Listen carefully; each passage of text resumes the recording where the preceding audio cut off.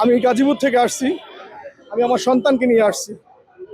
আমি চাই আমার সন্তান হাদির মতো এক আদর্শবান মানুষ হোক, এক বিপ্লবী হোক, যে এই দেশ এবং জাতিকে ভালোবাসুক। তাই আমি আমার সন্তানকে এখানে নিয়ে আসছি এই বিপ্লবের অংশ হতে।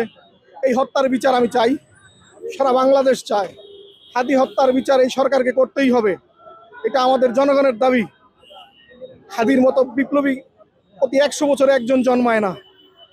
আমরা দেখেছি মাওলানা ভাসানীর পরে হাদি আসছে 112 বছর ব্যবধান। এরকম নেতা ঘরে ঘরে আসুক।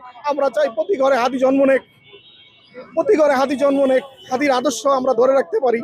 তাই আমি আমার সন্তানকে নিয়ে আসছি ওকে এই বিপ্লবের অংশ হতে এবং ওকে দেখাতে হাদিকে কি পরিমাণ মানুষ ভালোবাসে।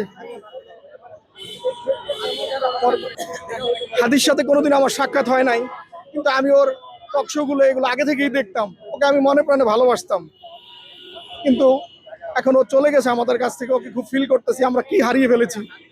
আমি আমার সন্তানকে হাদির প্রতিটা টকশো, প্রতিটা আবৃত্তি সবকিছু দেখাচ্ছি এবং দেখাতেছি। ও এটাতে খুব দুঃখ পাচ্ছে। ও আমাকে কয়েকদিন ধরে বলতেছে, বাবা আমাকে নিয়ে চলো, এই বিপ্লবের অংশ আমি হব। তাই আজ আমি ওকে নিয়ে আসছি এই বিপ্লবের অংশ হতে এবং কি ওকে জানাতে যে দেশকে ভালোবাসলে, জাতিকে ভালোবাসলে তাকে মানুষ কিভাবে ধরে রাখে। তাই ওকে আমি আজকে নিয়ে আসছি এখানে, ওকে দেখাচ্ছি। আমরা চাই হাদি হত্যার বিচার হোক। আমাদের কথাই এটা, হাদি হত্যার বিচার চাই আমরা এই সরকারের কাছে, জাতির কাছে। হাদি হত্যার বিচার চাই আমরা। যদি এই হত্যার বিচার না হয় তাহলে এই হাদি আর, এরকম হাদি আর জন্মাবে না বাংলার ঘরে ঘরে। তাই এই হত্যার বিচার আমরা চাই।